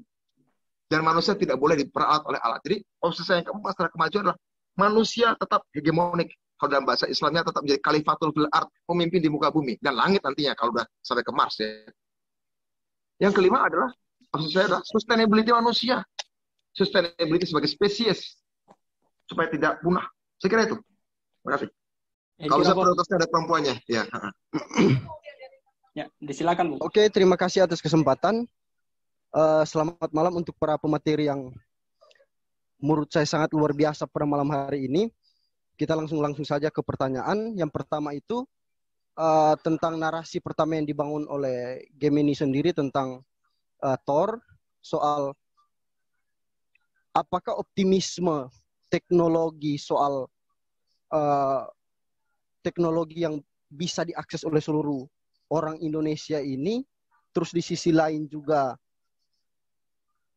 ada semacam hasrat atau upaya untuk menyetarakan agar supaya teknologi Bukit Algoritma ini bisa diakses oleh seluruh orang Indonesia, dalam artian ada kesetaraan di situ adalah sebuah kemungkinan atau tidak? Nah, itu yang pertama.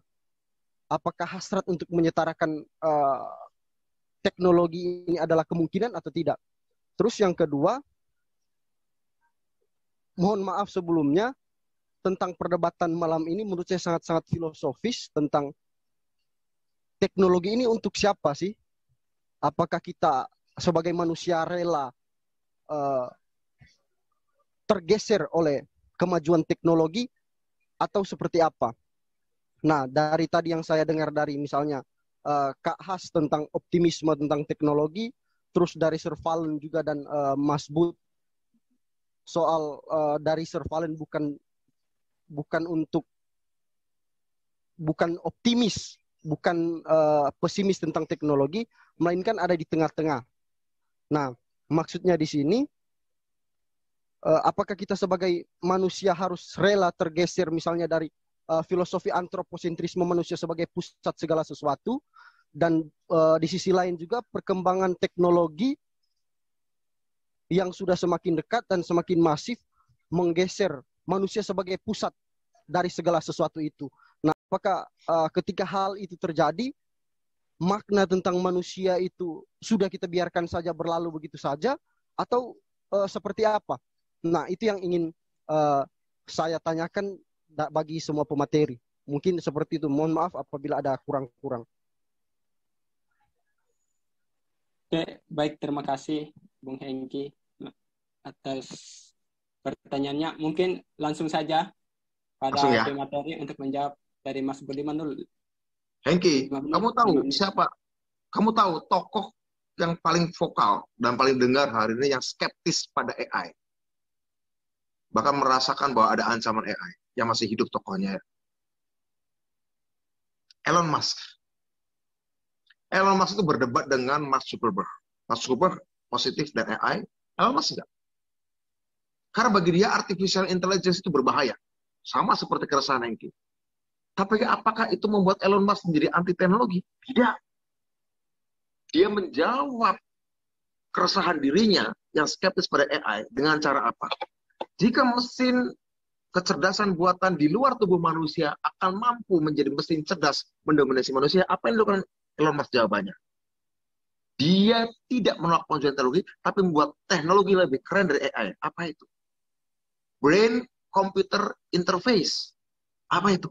Jika mesin di luar tubuh manusia lebih cerdas, maka dia temukan teknologi lewat perusahaan namanya Neuralink, membuat mesin yang sangat kecil dan masukkan di dalam tubuh manusia diimplan di otak manusia agar mesin itu berinteraksi langsung dengan tubuh biologis manusia dan manusia menjadi manusia super tanpa harus dia tergantung pada alat di luar tubuhnya, tapi alat itu ditelan,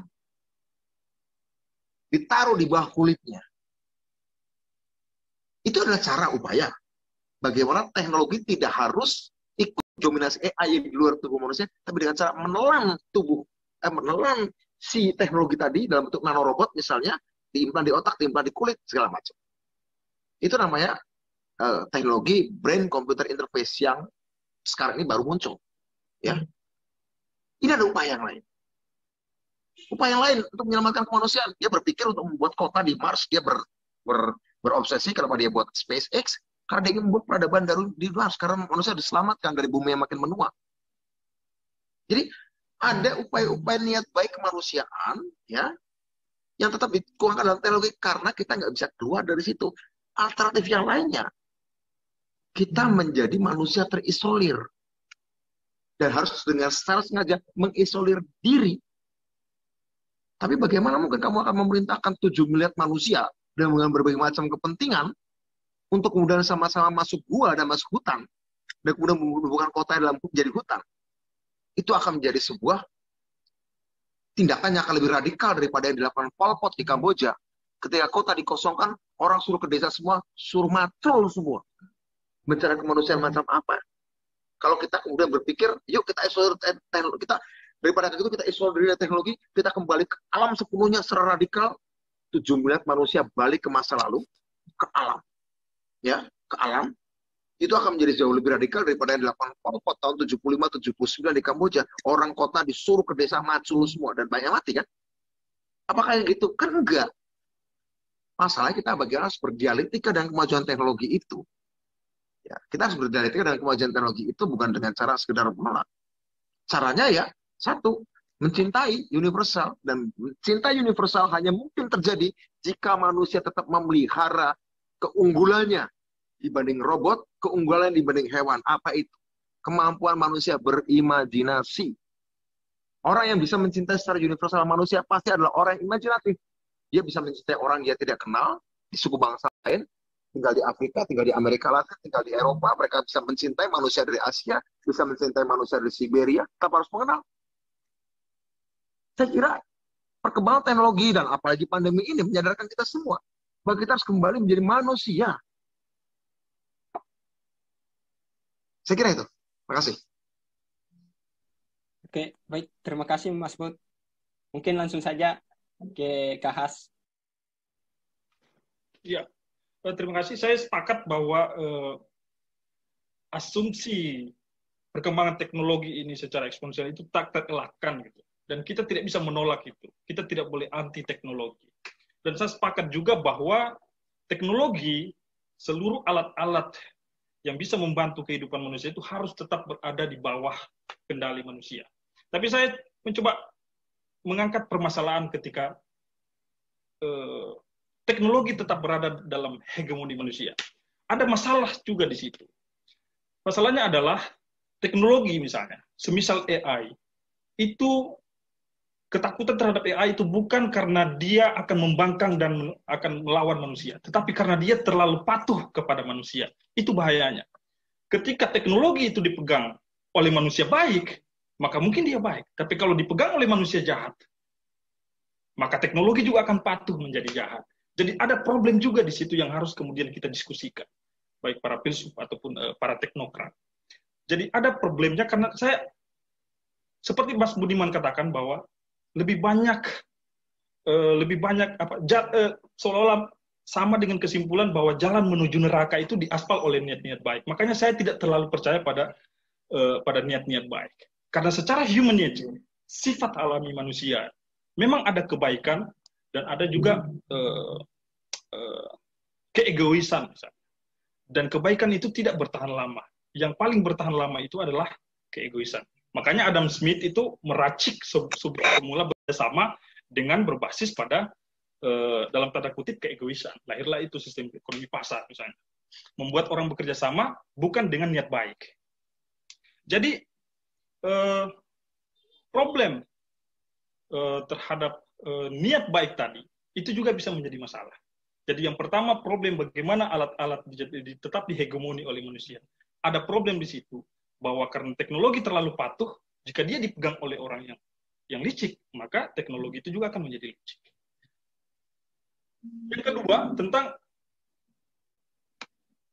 apa yang membuat kita, apa yang membuat hidup ini bermakna untuk orang-orang modern.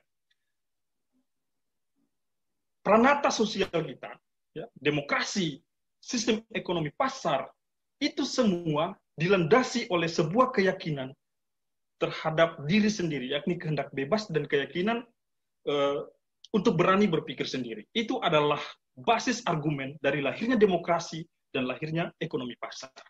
Ketika dalam demokrasi, ketika Anda mengikuti pemilu, siapa yang Anda tanya? Anda tidak bertanya kepada Tuhan siapa yang akan Anda pilih, tapi Anda bertanya kepada diri Anda sendiri, siapa pilihanku?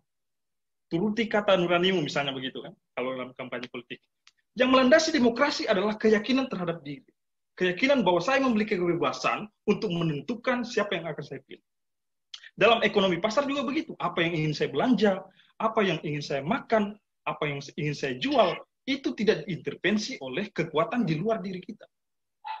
Itu yang membuat hidup bermakna, yang melandasi peranata-peranata sosial dan budaya kita. Dalam seni, keindahan itu berada dalam sudut mata yang memandang. Siapa yang memandang?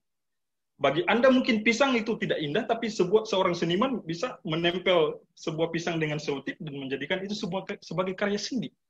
Jadi, keyakinan terhadap kehendak diri, kehendak bebas, itulah yang melandasi sistem sosial dan budaya kita. Dan itu yang membuat hidup ini bermakna. Adanya teknologi ini, itu kemudian bisa mengganggu hal ini. Sehingga itu yang kemudian dirasakan. Bukan berarti kita harus anti terhadap teknologi. Karena dia kita asumsikan tak terelak. Nah, masalahnya kita belum mencapai sebuah pemikiran untuk memperoleh alternatif. Ketika kehendak bebas itu memang tidak ada apa alternatifnya untuk tetap membuat kita jadi manusia. Cinta, saya pikir cinta itu bisa dijelaskan secara biologis, bisa dijelaskan secara psikologis, bahkan bisa dijelaskan secara algoritmis. Apa yang dikatakan iman sebagai sebagai cinta universal juga tadi itu mungkin dalam tataran konseptual itu bisa benar, tapi seperti apa sebenarnya cinta universal itu? Sifat alami manusia memang memiliki kebaikan, tetapi itu tidak bisa bertahan lama dibandingkan dengan keegoisan misalnya. Ketika saya berjalan dan berpapasan dengan seorang pengemis, ya kan, dan saya menolong dia bukan karena niat baik sebenarnya, tetapi saya ingin menenangkan diri saya. Karena ketika saya hanya melewati orang itu, algoritma dalam pikiran saya ini berkata, akan menjadi kacau. Saya menjadi tidak enakan, saya merasa bersalah, saya harus kembali untuk... Sebenarnya, apa yang saya lakukan, itu didorong oleh keinginan untuk menenangkan diri saya ketimbang niat baik saya untuk menolong dia. Jadi seperti itu. Jadi sifat alami manusia itu seperti itu. Contoh sederhananya saja misalnya begini. Ketika Anda berpapasan dengan orang yang Anda tidak kenal, dan dia lagi sedang kelaparan, dan Anda panggil ke rumah untuk makan, dan menginap, Anda sediakan kamar, berapa hari Anda bisa tahan untuk merawat dia, membiarkan dia menginap di rumah Anda? Paling lama mungkin 3 hari. Paling lama mungkin 1 minggu. Setelah itu mungkin Anda sudah menyindir-nyindir dia untuk segera keluar. Jadi niat baik itu tidak bisa bertahan lama. Sehingga dia tidak bisa digunakan untuk membangun sebuah peranata sosial dan budaya. Makanya tadi saya bilang, Adam Smith sudah memikirkan itu. Dia tidak bisa mengatakan, ekonomi tidak bisa dibangun dengan landasan niat baik. Karena jalan menuju neraka itu diaspal oleh niat-niat baik. Seperti itu. Saya kira begitu. Terima kasih. Oke. Baik, terima kasih Kak Has atas jawabannya. Jadi langsung saja kepada Ner Valen. Oke, terima kasih. Saya mengikuti pemaparan dan diskusi sebelumnya. Saya sangat tertarik. Dan menurut saya ada nada dasar yang sama sebenarnya dari Bung Budiman dan Bung Has dan saya. Namun, sekarang saya menemukan perbedaan.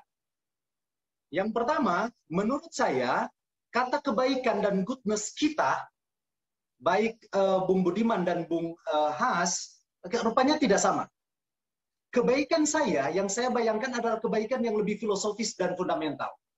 Contoh yang diberikan oleh Has, ketika kebaikan itu diganggu dengan misalnya keinginan untuk melakukan sebuah misalnya egoisme seperti yang dia gambarkan tentang Adam Smith. Ingat, Adam Smith itu bukan ahli ekonomi, terutama dia adalah seorang filsuf moral. Nah, dia berawal dari memang titik baik bahwa memang benar manusia itu egosentris, tetapi bahwa Adam Smith sebagai pencetus teorinya mencoba untuk membuat sebuah teori yang mengakomodasi itu adalah bagian dari there is some goodness in Adam Smith.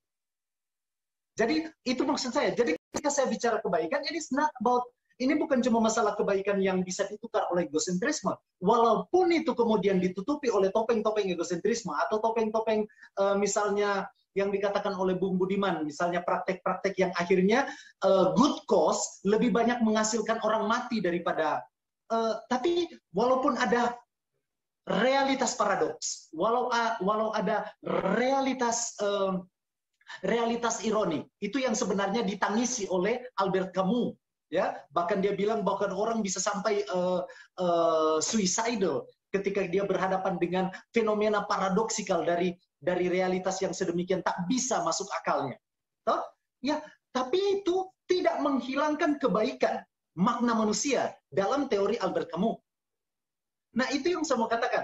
Jadi sebenarnya kita sama, tapi untuk masalah definisi kebaikan, menurut saya berpikir kebaikan yang lebih sesuatu yang lebih fundamental di sana. Walaupun wajah-wajah menutupinya, wajah-wajah fenomena menutupinya, atau pilihan-pilihan kemanusiaan menutupinya, bukan berarti bahwa dia hilang. There is always some goodness. Jadi kalau there is, berarti saya mau mengangkat sebenarnya the existence of goodness, yang tidak bisa di-cancel. Nah, kemudian saya lanjut sedikit tentang, saya setuju dengan interoperability goodness, dan dia dirujuk ke data.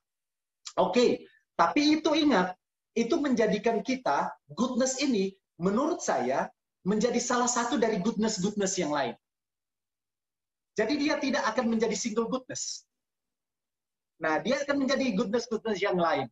Nah, interoperability maksudnya bahwa itu yang saya mengerti dari Bung Budiman, itu berarti menjadi landasan pragmatis, landasan operasionability, landasan prosedural yang bisa menjadi dasar misalnya bagaimana sebuah kebenaran-kebenaran diuji atau dimulai atau ditata atau coba diformalisasi atau coba ditemukan berbasis data.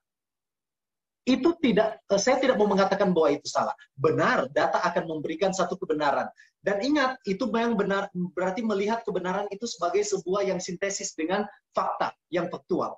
Ya, tapi masih ada kebenaran-kebenaran lain yang memang harus dilihat secara abstrak dan agak metafisis, membangun imajinasi yang kadang-kadang dia akan bersifat ya melampaui data. Nah, ini saya cuma mau membuka kemungkinan-kemungkinan. Nah, ketika saya lihat Bung Has dan Bung Budiman Sujatmiko menjadi sama dengan Montaigne. Saya pikir mereka menjadi sama dengan Montaigne dengan mengatakan bahwa universal law menjadi single universal goodness yang bisa mengatasi seluruh goodness yang lain. Oke, itu sebuah teori. Tapi ada sebuah teori juga yang the plurality of goodness. Jadi kita berbangun antara teori dan teori, dan namanya teori itu bisa difalsifikasi. Oke, tapi setidak-tidaknya ini mau mengatakan bahwa universal love as one single universal goodness itu masih tetap mempunyai antitesisnya, yakni teori yang mengatakan bahwa ada goodness-goodness yang lain yang sepertinya tidak bisa disintesiskan. Itu pandangan dari Isaiah Berlin. Nah, dia sebenarnya menantang apa yang dibuat oleh muridnya Charles Taylor yang kemudian merujuk ke Aristoteles, yang melihat semuanya akan merujuk pada satu hal. Nah, rupanya Montaigne ini mempengaruhi pemikiran teman-teman saya, itu ada benarnya, dan kita tidak bisa, saya juga tidak punya teori untuk langsung membantah itu. Saya cuma mau mengatakan bahwa itu akan menjadi one of the many theories yang ada. Nah, menurut saya itu yang saya maksudkan. Bangunan bukit algoritma bagi saya bukan hanya permainan data. Bagi saya, jadikan dia sebagai platform metafisik untuk dalam segala hal kita berdiskusi, untuk memperkaya. Dan bagi saya, untuk masuk di sana, nalar harus dimurnikan. Terima kasih. Oke.